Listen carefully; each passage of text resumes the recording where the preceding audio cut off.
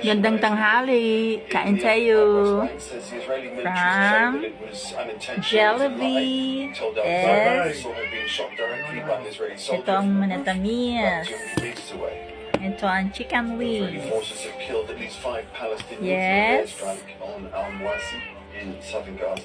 Israeli army had previously designated the area a safe zone for Plus displaced meron tayong At least 16 people have been killed across Gaza coffee. since Friday morning.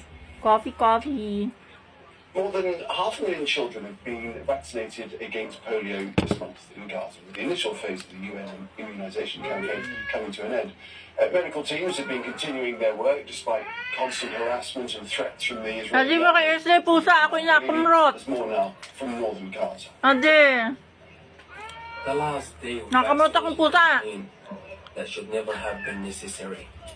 Polio was eradicated 25 years ago. But this relentless war in Gaza has brought it back.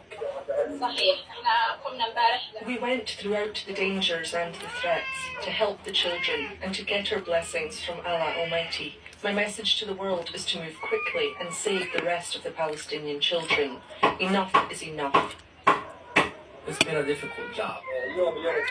Through this campaign, the environmental situation here is very dangerous, as we must have potable water here, and we must get rid of the sewage and the wastewater. And the streets must be cleaned of the waste that fills them. There must be more efforts to eliminate all the threats like the severe shortage of food. Healthcare workers have been attacked and harassed by Israeli military personnel. On Monday, the Israeli army that included vehicles and fuel for the vaccination campaign. World Health Organization officials say they are confident that the three-phase polio vaccination drive in Gaza has hit its target of immunizing more than 90% of the children aged under 10. With the strip laying in ruins, the disease has spread, and most of its 2.4 million residents have been forced to flee their homes, taking refuge in cramped and unsanitary conditions. Despite the relative success of the campaign, scientists fear polio could return because of the widespread destruction and unsanitary state of the Gaza Strip, and other diseases that could be prevented by vaccinations, such as measles and rotavirus, all now have the potential to emerge. Ibrahim Al-Khalili, North Gaza, Palestine.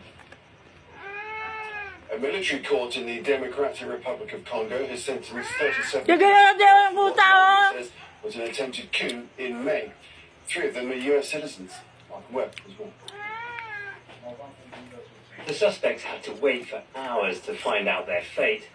The military court sat in the capital, Kinshasa, where 4 months ago, armed men attacked the home of prominent politician Vital Kamerhe. Then they live-streamed themselves entering the office of President Felix Tshisekedi, which was unoccupied and unguarded at the time. The Presidential Guard arrived. Videos shared on social media showed them killing several of the attackers who were trying to escape in the Congo River. Others were taken prisoner. The court said they're responsible for an attempted coup. Sentenced to death penalty for criminal association, death penalty for terrorism, death penalty for attempted coup, 20 years of principal penal servitude for illegal possession of weapons or ammunition of war. The attackers were led by Christian Malanga, a politician who's been on the periphery of Congo's opposition for years and lived in the US. He was killed during the attack. The suspects included Congolese, British, Canadian and Belgian citizens, and Malanga's son. He's one of 3 American citizens sentenced to death. Previously told the court he was forced to participate by his father. The attack fell far short of taking control of the government.